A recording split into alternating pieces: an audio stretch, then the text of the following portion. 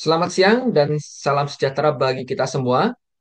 Perkenalkan nama saya Ketut Witara STMM, NUPTK 9251 7546 5513 0133. Saya adalah dosen tetap pada program studi S1 Manajemen di Sekolah Tinggi Ilmu Ekonomi Mahardika Surabaya. Pada kesempatan kali ini saya akan memaparkan pernyataan diri dosen dalam unjuk kerja Tridharma Perguruan Tinggi atau PDD UKT PT, khususnya pada bidang pengajaran. Pada mata kuliah yang saya pilih saat ini adalah mata kuliah EHRM ICT MSDM dengan kode mata kuliah 7113047 yang berbobot 3 SKS untuk mahasiswa semester 7. Mata kuliah EHRM ICT MSDN bertujuan untuk membekali mahasiswa dengan pemahaman mendalam mengenai konsep dan peran strategis Information and Communication Technology atau dikenal dengan ICT dalam pengelolaan sumber daya manusia. Sebagai seorang dosen, saya menjalankan tridharma perguruan tinggi yang terdiri dari pengajaran, penelitian, dan pengabdian kepada masyarakat. Selanjutnya, saya akan menjelaskan secara singkat tentang mata kuliah EHRM ICT MSDM ini. Mata kuliah ini membahas konsep, peran, dan penerapan teknologi informasi serta komunikasi atau ICT dalam pengelolaan sumber daya manusia melalui pendekatan Electronic Human Resource Management atau EHRM. Selain itu, mata kuliah ini juga membahas isu etika, keamanan data, serta kesiapan organisasi dalam menghadapi transformasi digital dan teknologi masa depan dalam konteks MSDM. Kemudian proses pembelajaran dilakukan dalam 14 kali pertemuan yang dilakukan secara hibrid, yaitu secara langsung, tatap muka, luring, dan tatap maya atau daring. Tambah satu pertemuan ujian tengah semester dan satu pertemuan ujian akhir semester. Adapun materi pokok mata kuliah ini adalah yang pertama, pendahuluan EHRM dan transformasi digital dalam MSDM. Kedua, perkembangan teknologi dalam MSDM. Ketiga, arsitektur sistem informasi SDM atau HRIS. Keempat, rekrutmen dan seleksi berbasis digital. Kelima, pelatihan dan pengembangan berbasis e-learning. Keenam, manajemen kinerja digital. Selanjutnya tujuh, e-compensation dan payroll system. Kedelapan, manajemen talenta dan suksesi digital. Kesembilan, employee self-service serta manager self-service. Yang sepuluh adalah data analitik dan big data dalam MSDM. 11, kebijakan dan etika dalam teknologi SDM. 12, manajemen perubahan dan implementasi EHRM. 13, studi kasus EHRM di organisasi. Dan terakhir adalah ke-14, tren masa depan EHRM dan kesiapan digital HR. Dalam menyusun materi dan bahan ajar perkuliahan saya mengacu pada berbagai sumber ilmiah, baik fisik maupun digital, yang berkaitan dengan EHRM, ICT, MSDM, yang sudah disetujui oleh tim teaching serta Kaprodi. Selain itu, saya tambahkan juga beberapa studi kasus yang saya ambil dari jurnal serta penelitian yang saya lakukan bersama dengan tim dosen dan mahasiswa tingkat akhir. Adapun CPMK atau capaian pembelajaran mata kuliah disesuaikan dengan 4 aspek dalam standar kurikulum pendidikan tinggi, yaitu sikap, pengetahuan, keterampilan umum, dan keterampilan khusus. Dari keempat aspek tersebut, capaian belajar mata kuliah CPMK pada mata kuliah ini ada 3, yaitu CPMK 1, mahasiswa mampu memahami konsep dasar RM dan perkembangan teknologi.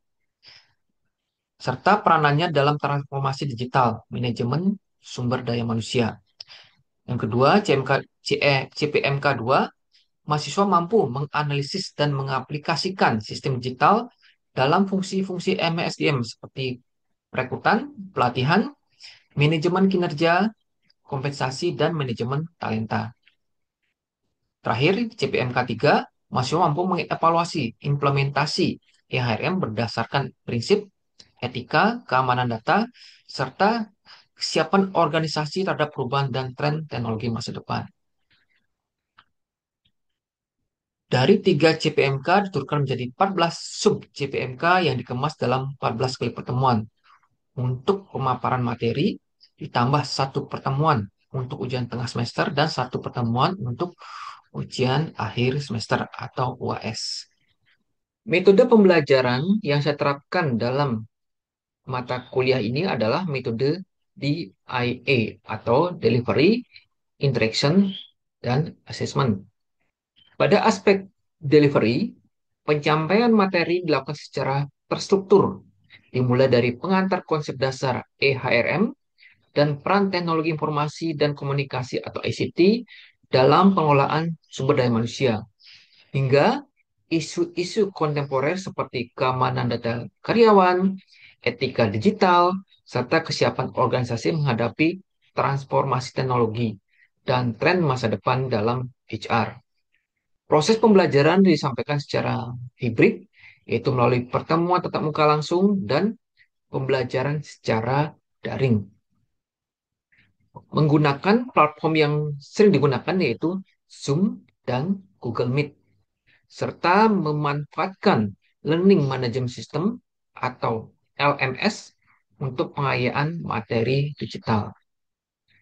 Dalam aspek interaction, difokuskan pada keterlibatan mahasiswa dalam proses pembelajaran melalui yang pertama, pemberian pertanyaan di saat proses pembelajaran atau juga bisa di akhir pembelajaran yang disebut juga dengan student center learning. Strategi ini bertujuan untuk mengugah pemikiran kritis, meningkatkan pemahaman konseptual, dan mendorong refleksi terhadap materi yang telah disampaikan. Dosen berperan sebagai fasilitator yang menstimulasi diskusi, memberi ruang bagi mahasiswa untuk mengemukakan pendapat, serta mendorong terjadinya dialog dua arah. Selain itu, mahasiswa juga diberi tugas mengerjakan proyek berbasis studi kasus atau project based learning, seperti perancangan sistem recruitment, pemetaan HR, digital roadmap, atau evaluasi kesiapan digital organisasi.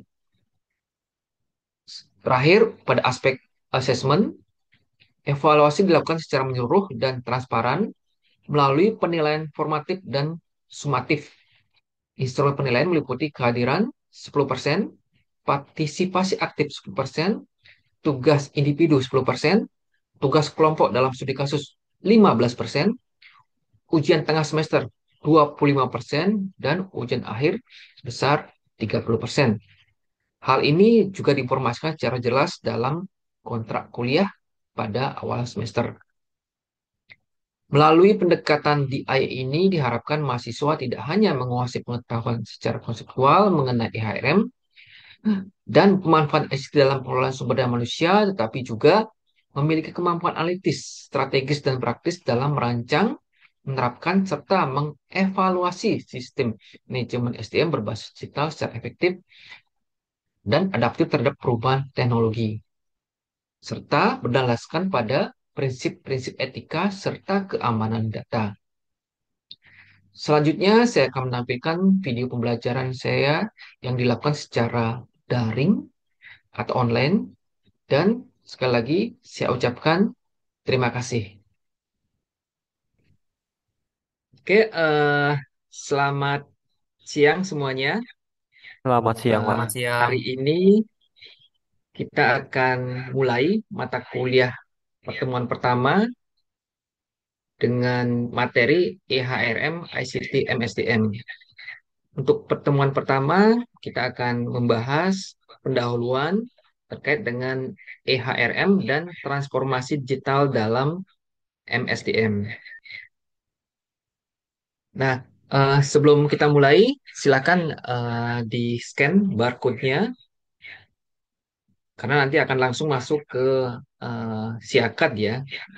Jadi bisa dipantau langsung kehadirannya, termasuk nanti ada penilaian tersendiri untuk kedisiplinan kehadiran. Silakan.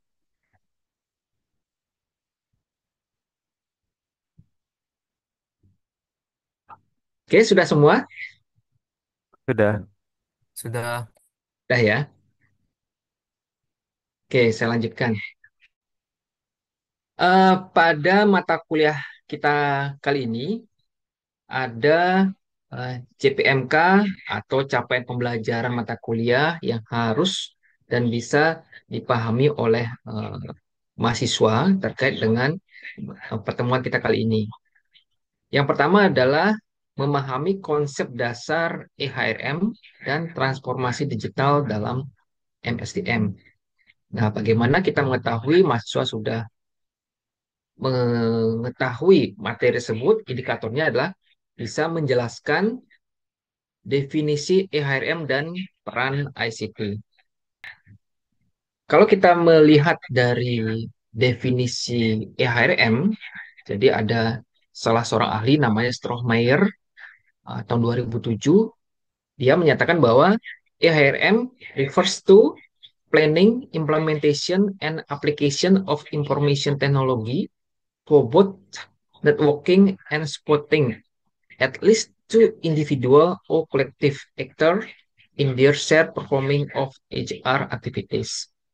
Jadi, menurut Strohmeyer ini, EHRM adalah penerapan teknologi informasi untuk mendukung dan menghubungkan aktor-aktor dalam menjalankan fungsi manajemen SDM.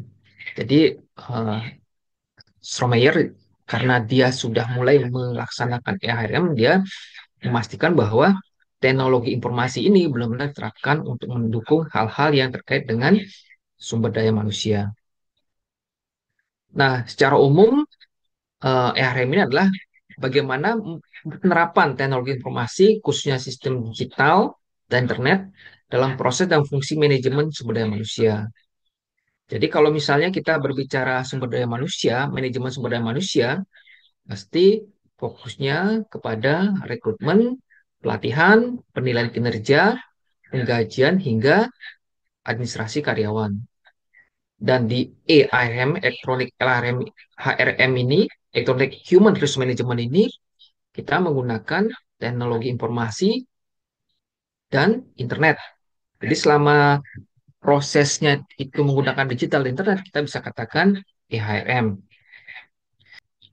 Jadi kalau misalnya kita memasuki suatu perusahaan dan ternyata mereka pada proses rekrutmen itu sudah secara digital, input data sudah digital, kita memasukkan data juga secara otomatis, bisa kita katakan bahwa itu sudah melaksanakan EHRM. Nah, kemudian banyak kita lihat untuk saat ini eh, perusahaan-perusahaan itu sudah melaksanakan HRIS itu, Human Resource Information System. Nah, kemudian pertanyaan adalah apa bedanya dengan EHRM? Nah, kalau misalnya kita baca dari beberapa sumber bahwa EHRM ini adalah penerapan teknologi informasi dan komunikasi, terutama internet dan sistem berbasis web, dalam pelaksanaan fungsi-fungsi manajemen sumber daya manusia secara strategis dan operasional.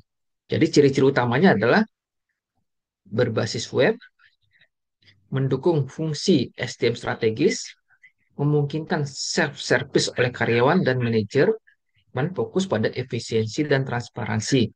Jadi kalau misalnya perekrutan, setiap orang itu bisa melihat siapa saja yang sudah input data dengan lengkap, kemudian juga bisa mengetahui background pendidikannya.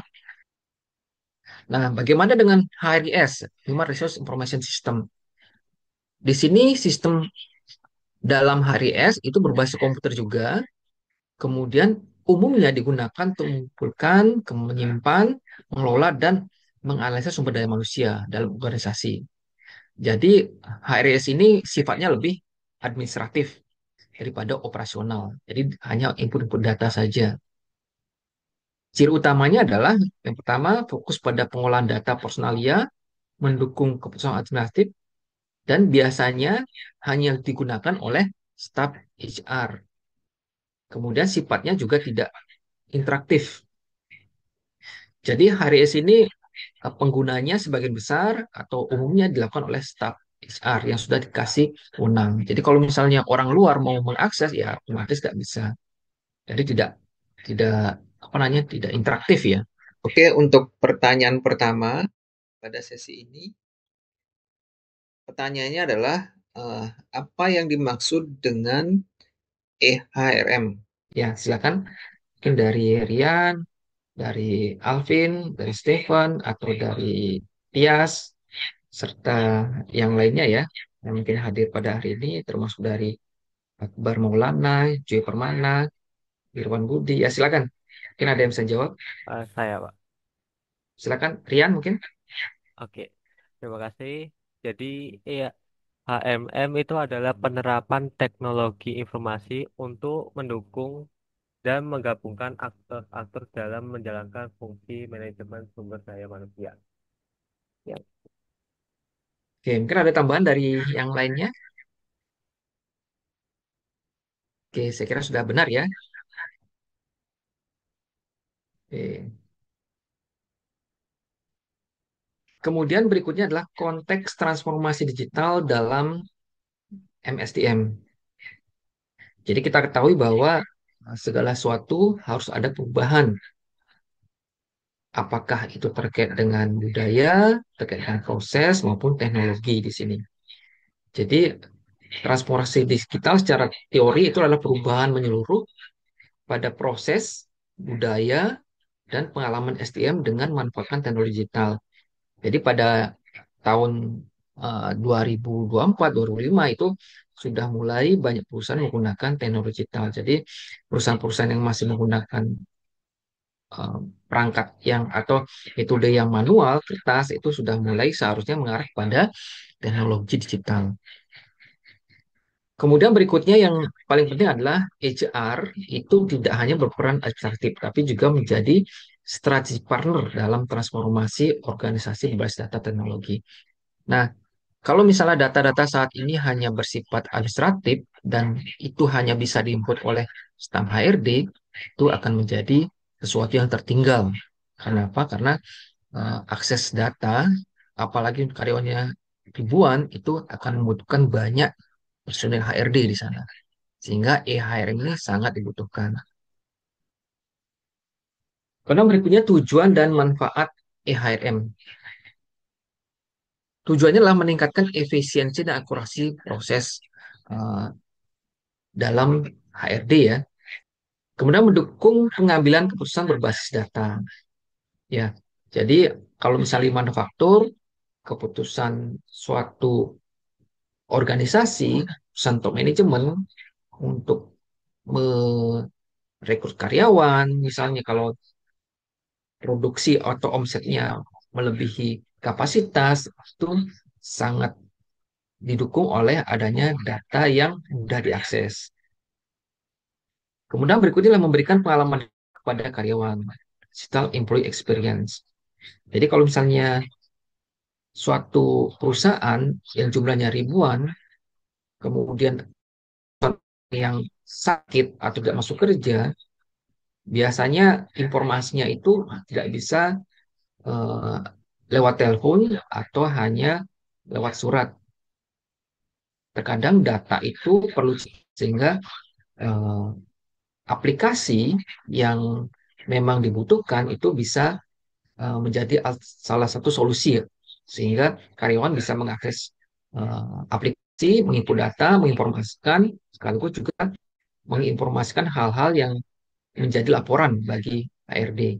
Misalnya surat sakit atau kecelakaan itu mudah disampaikan.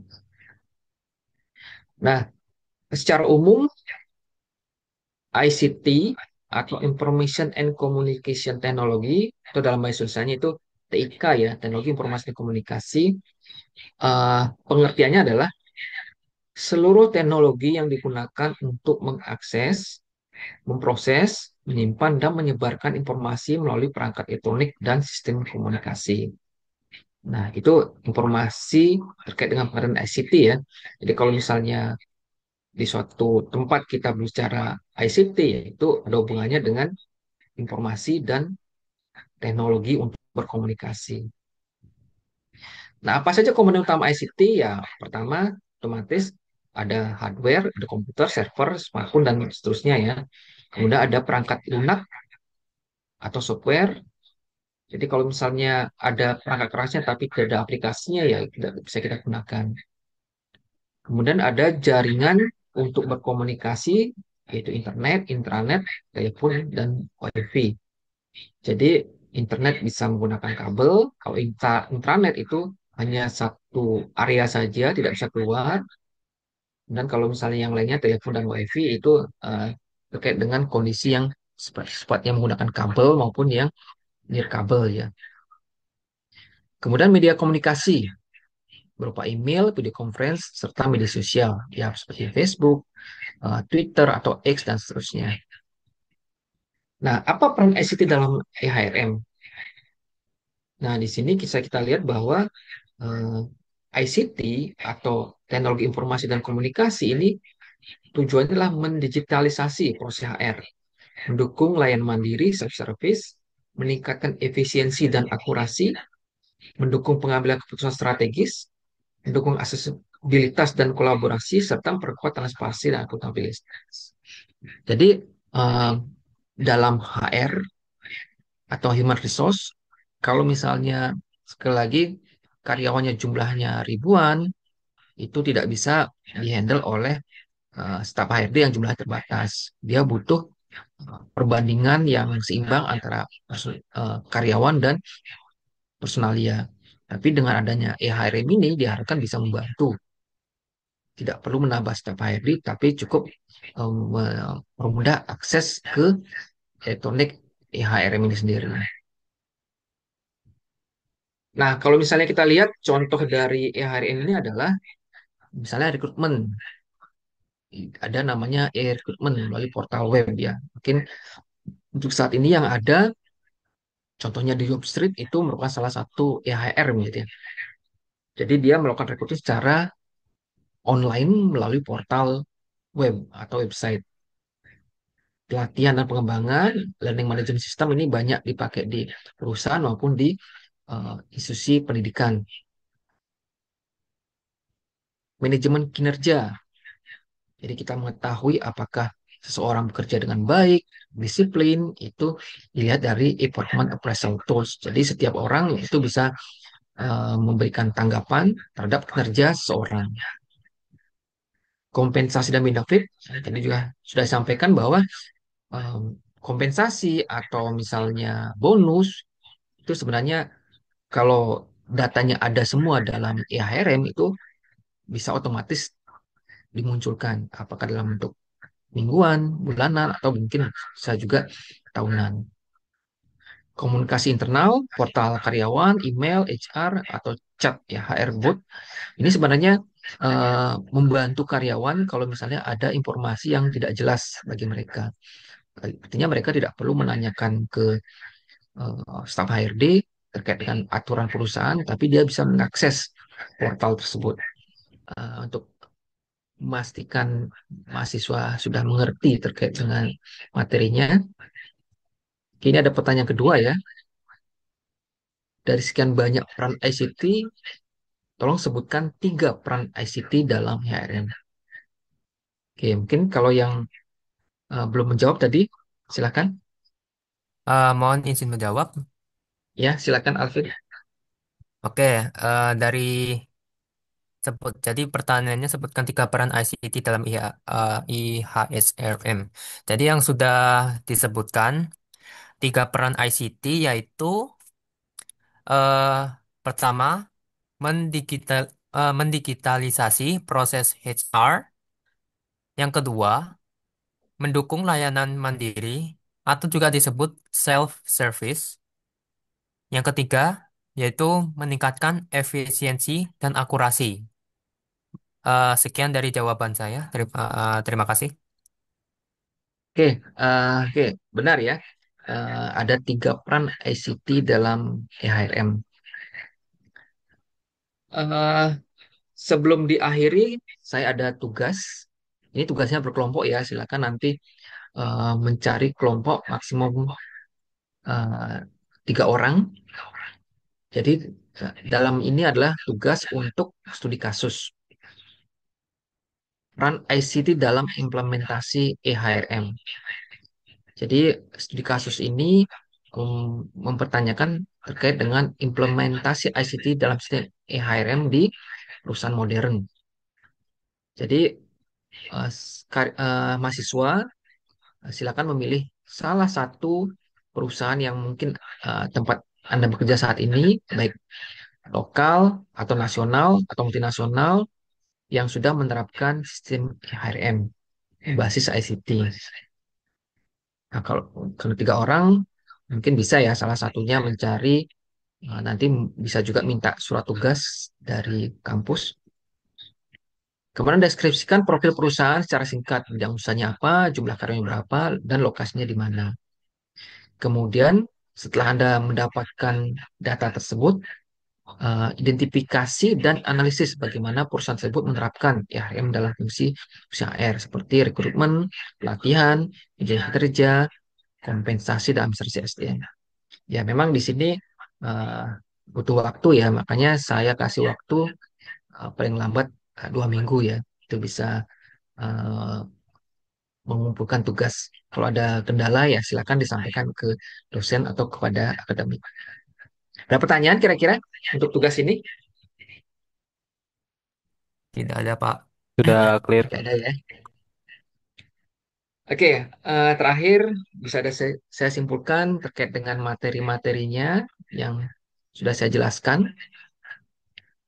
EHRM adalah penggunaan teknologi informasi terutama berbasis web dalam menjalankan fungsi manajemen SDM secara strategis dan operasional. Ya, jadi sebenarnya EHRM cukup penting ya, signifikan bagaimana kita memantau karyawan, kinerja karyawan sehingga mereka bisa kerja dengan baik, dimulai dari perekrutan, pelatihan, termasuk penilaian kinerja. Kemudian, apa beda dengan HRIS yang lebih dulu diperkenalkan? Kalau HRIS memang sifatnya lebih administratif ya, dan tidak fleksibel, tidak bisa diakses, kadang-kadang tidak bisa diakses oleh non-staff HRD. Nah, ya, EHRM atau Electronic Human Resource Management ini tujuannya bagus ya, itu meningkatkan efisiensi, akurasi data, transparansi dan seterusnya. Sehingga bagi HRD itu bisa lebih ringan pekerjaannya. Nah, untuk mendukung tersebut ada peran ICT. Jadi kalau perusahaan-perusahaan kalau misalnya memang dia ingin EHRM ini berjalan ya dia harus membuat atau membudgetkan dana untuk beli produk-produk yang ada hubungannya dengan teknologi informasi dan komunikasi. Kemudian terakhir terkait dengan tantangan eh, pelaksanaannya, ya kita kembali ke budaya perusahaan, termasuk dari kesiapan sumber dayanya. Oke, di sini ada beberapa referensi yang saya gunakan, ada dari Strohmeyer, ada Marler, dan Wondrop ya.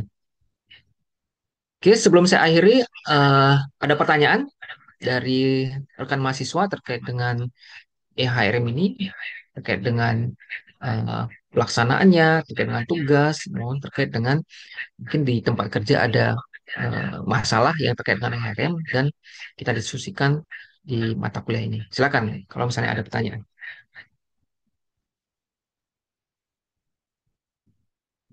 Tidak Tidak ada. ada? Oke, saya kira cukup sekian untuk temuan kita kali ini. Kita akan bertemu kembali minggu depan dan kita berharap kita semua dalam keadaan sehat. Terima kasih dan selamat siang. Selamat siang, Bapak. Selamat siang. Siap.